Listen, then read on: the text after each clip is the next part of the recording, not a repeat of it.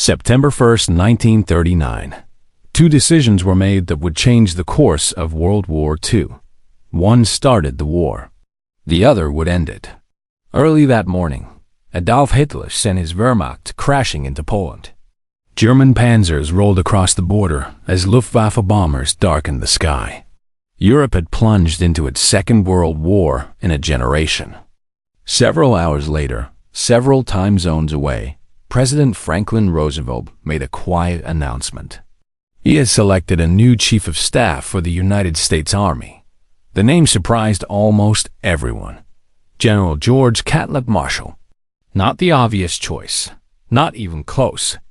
Roosevelt had bypassed 33 more senior generals to pick him. 33 officers who technically outranked Marshall in seniority, who had waited longer in line, who believed the position belonged to them by right of service time. Major General Hugh Drum, the favorite for the job, had held almost every top position in the Army below Chief of Staff. He had been recommended for the position repeatedly since 1930. His supporters were shocked. His allies were furious. Marshall was practically unknown outside military circles. He had spent most of his career in staff positions, planning operations, organizing logistics. He had never commanded troops in actual combat. He was 58 years old and had only made brigadier general 3 years earlier. But Roosevelt saw something others missed. Marshall had integrity. He spoke truth to power. He didn't play political games. During one meeting with the president, Roosevelt asked Marshall if he agreed with the proposal. Marshall said no. He explained exactly why it was wrong. Roosevelt's advisors were horrified. You didn't contradict the president like that. Marshall didn't care. He wasn't there to tell Roosevelt what he wanted to hear. He was there to tell him what he needed to know. Roosevelt chose Marshall anyway, or maybe because of it. When Marshall walked into his new office on September 1st, 1939, he inherited an army that barely deserved the name. The United States Army ranked 19th in the world, behind Portugal, just ahead of Bulgaria. Total strength, 190,000 men. The New York City Police Department had more officers than the entire United States Marine Corps.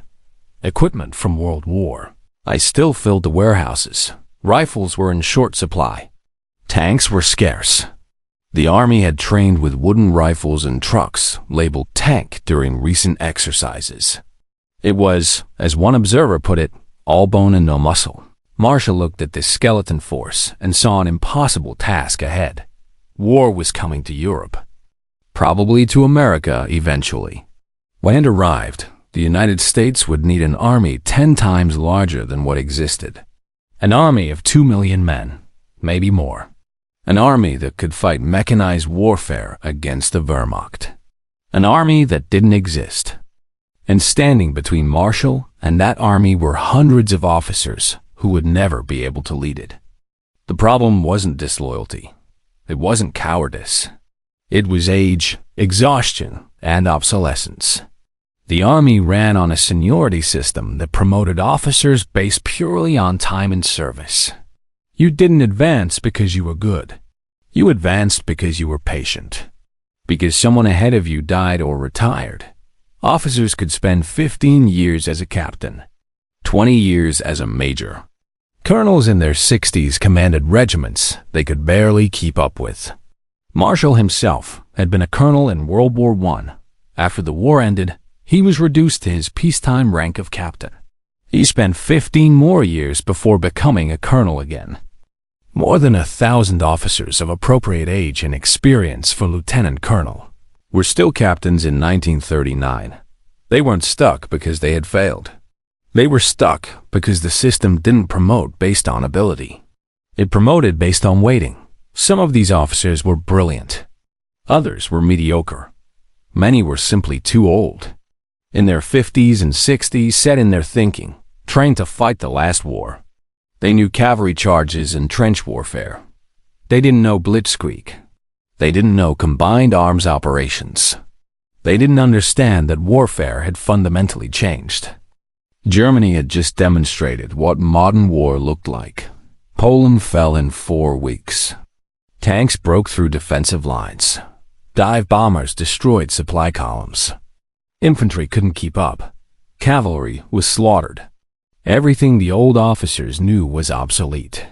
And Marshall needed to build an army that could fight this new kind of war. In October 1939, 1 month after taking command, Marshall spoke bluntly to his staff. The present general officers of the line are for the most part too old to command troops in battle under the terrific pressure of modern war.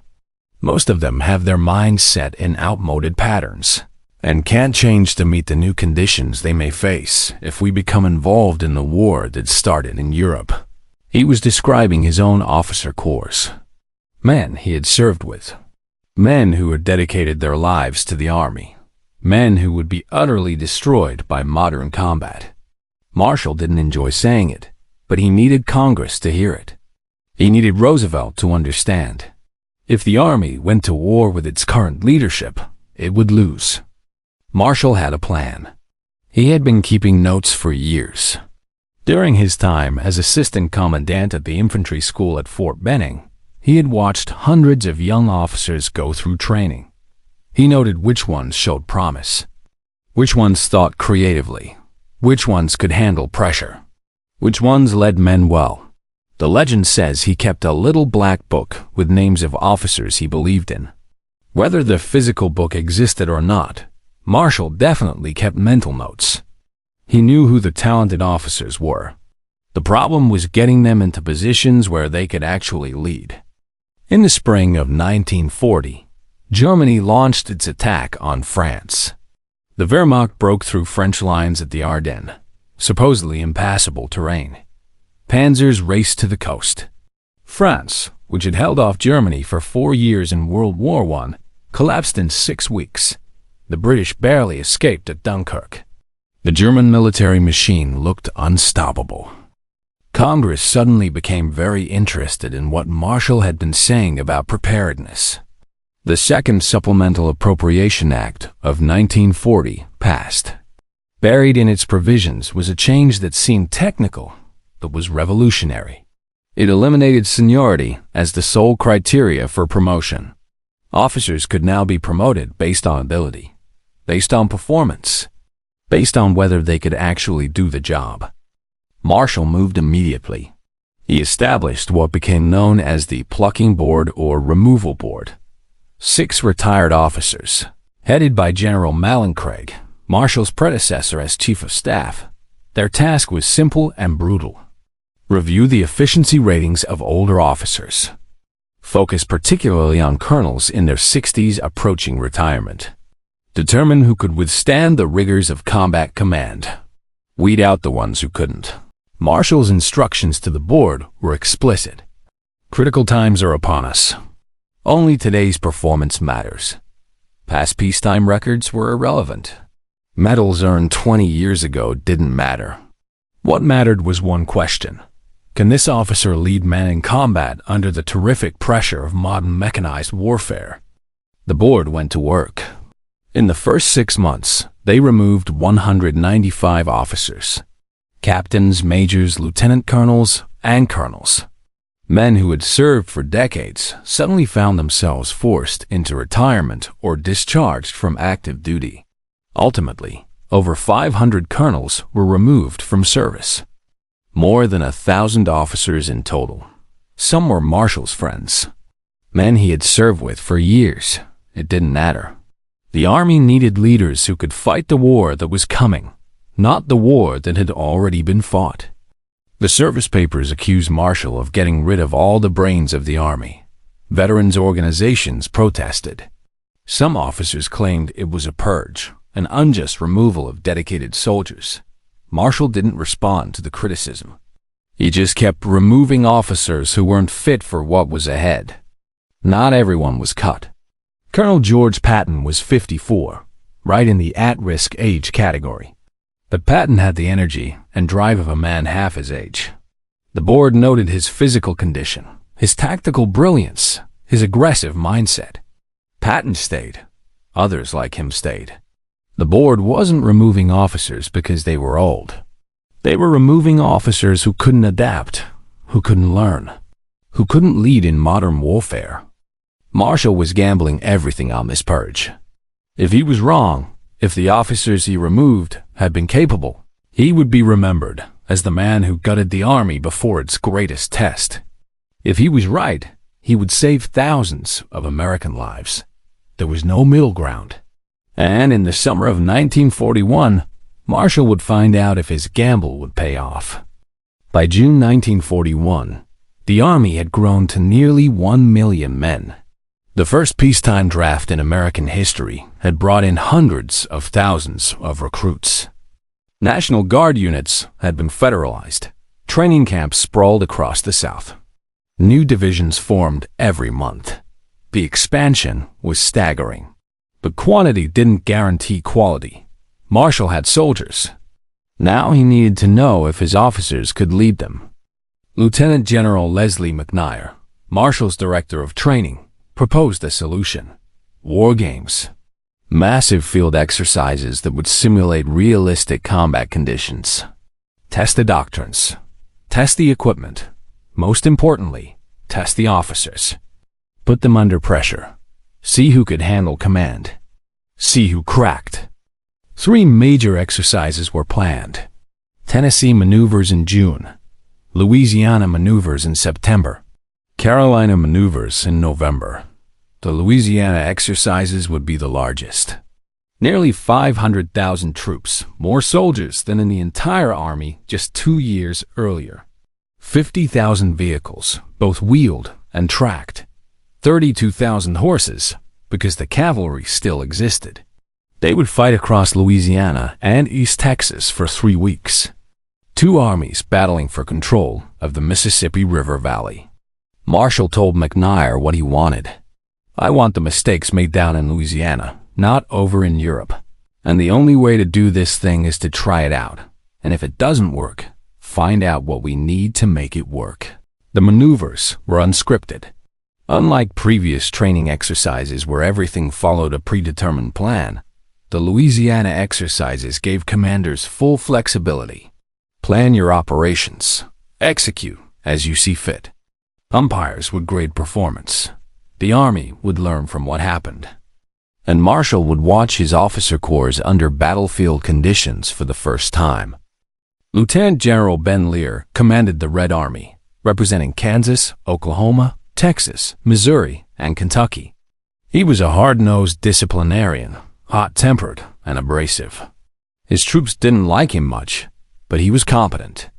Lieutenant General Walter Kruger commanded the Blue Army, representing Arkansas, Louisiana, Mississippi, Alabama, and Tennessee. Kruger was stern, demanding, but fair. He was described as one of the Army's best educated and most perceptive officers. At 62, he was in superb physical condition and among the first to understand the possibilities of armored warfare. The exercise began on September 15, 1941. Within hours, it became clear that this wasn't going to be a typical training event. The scale was unprecedented. Entire towns found themselves in the middle of military operations. Soldiers bivouacked in fields, on roadsides, anywhere they could find space. Supply columns stretched for miles. Communication systems, upgraded from previous exercises, still struggled under the load.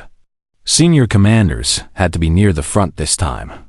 Marshall had insisted on it. No commanding from comfortable headquarters, far behind the lines. Colonel George Patton commanded the 2nd Armored Division, assigned to Kruger's Blue Army. What happened next would become legendary. In the second phase of the exercise, the Blue Army was ordered to attack Shreveport, defended by Lear's Red forces. The Red Army had strong positions, prepared defenses, anti-tank units in place. A conventional attack would be costly and slow. Patton didn't make a conventional attack. He led his armored division on a flanking maneuver that covered nearly 300 miles, racing through East Texas in a massive end run around the Red Army's positions. He bought up every gallon of gasoline at every country service station in East Texas to keep his tanks moving. His reconnaissance units captured part of Barksdale Airfield, knocking the Red Army's air support out of the exercise. Patton's tanks came roaring into Shreveport from the north, while infantry and cavalry units attacked from the south. The Red Army was trapped. On September 28th, with the climactic Battle of Shreveport about to begin, headquarters stepped in and halted the exercise. The Blue Army had completely routed the Red forces. The war game was over. Marshall and McNair observed everything. They took notes constantly. Which officers excelled? Which ones struggled? Which ones showed innovation? Which ones froze under pressure? Colonel Dwight Eisenhower served as Chief of Staff for Kruger's Third Army. Eisenhower's planning was thorough. His execution was precise. He coordinated operations across massive distances with multiple divisions. Journalists covering the exercises noticed him immediately.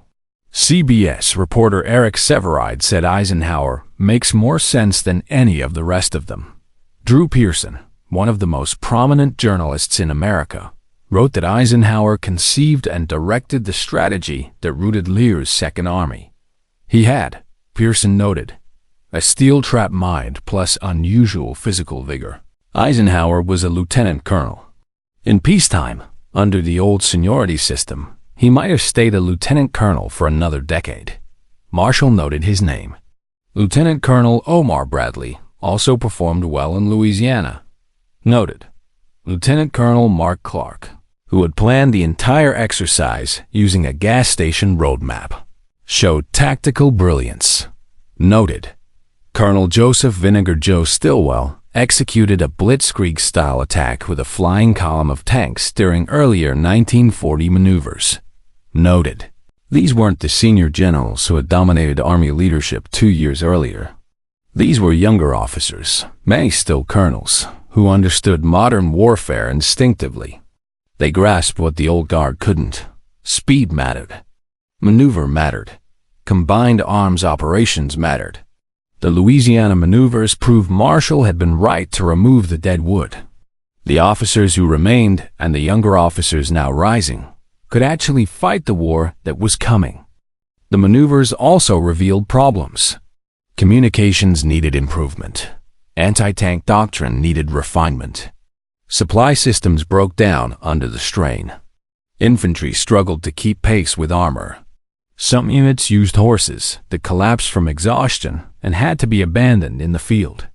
The exercises showed that mechanized reconnaissance was far superior to horse cavalry. Divisions that had the option chose purely mechanized units every time. Marshall absorbed all of it. These were the mistakes he wanted made in Louisiana, not in combat. The Army would learn. It would improve. It would be ready. On December 7, 1941, just 2 months after the Louisiana maneuvers ended, Japanese aircraft attacked Pearl Harbor. The United States was at war. The army Marshall had been building would be tested for real. The officers he had purged would not lead American soldiers into combat. The officers he had promoted and identified would. What happened next proved Marshall's purge had been necessary. Eisenhower, the lieutenant colonel who impressed everyone in Louisiana, was promoted to brigadier general in October 1941, just weeks after the maneuvers. Within months, Marshall brought him to Washington to head Army operations. By late 1942, Eisenhower commanded all United States forces in Europe. He planned and executed Operation Torch, the invasion of North Africa, then Operation Husky in Sicily, then Overlord, the D-Day invasion, the largest military operation in history. Eisenhower rose from lieutenant colonel to 5-star general, commanding millions of soldiers in less than 5 years.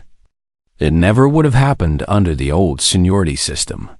Eisenhower would have been stuck waiting for colonels ahead of him to retire. He might have made general by 1945, too late to command anything important. But Marshall's purge opened the path. Ability mattered now. Performance mattered. Results mattered. Bradley went from lieutenant colonel to field commander of American forces in Normandy. Patton, who survived the Purge and excelled in Louisiana, commanded 3rd Army and became the general the Germans feared most. Stilwell commanded Allied forces in Burma and China. Clark commanded 5th Army in Italy. All of them owed their positions to Marshall's willingness to destroy the old system and promote based on merit. Less than 2 weeks after Pearl Harbor, Admiral Husband Kimmel and Lieutenant General Walter Short were removed from their posts in the Pacific. They had failed. Major General Frederick Martin, Short's air commander, was also relieved.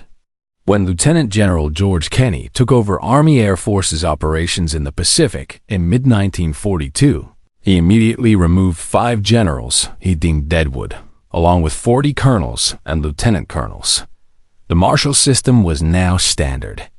If you couldn't perform, you were gone. Marshall estimated he forced out at least 600 officers before the United States entered World War II. Hundreds more followed during the war itself. The Purge never stopped. Every time an officer failed, Marshall replaced him. The Army's officer corps became ruthlessly merit-based. The temporary promotion system created unlimited advancement for those who produced success and summary dismissal for those who couldn't. Critics might say Marshall was harsh, brutal even, but the numbers tell the story.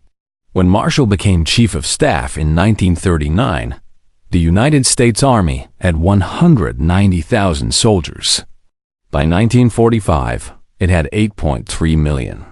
That army conquered Nazi Germany and Imperial Japan simultaneously. It fought across North Africa, Italy, France, Belgium, Germany, the Philippines, and dozens of Pacific islands.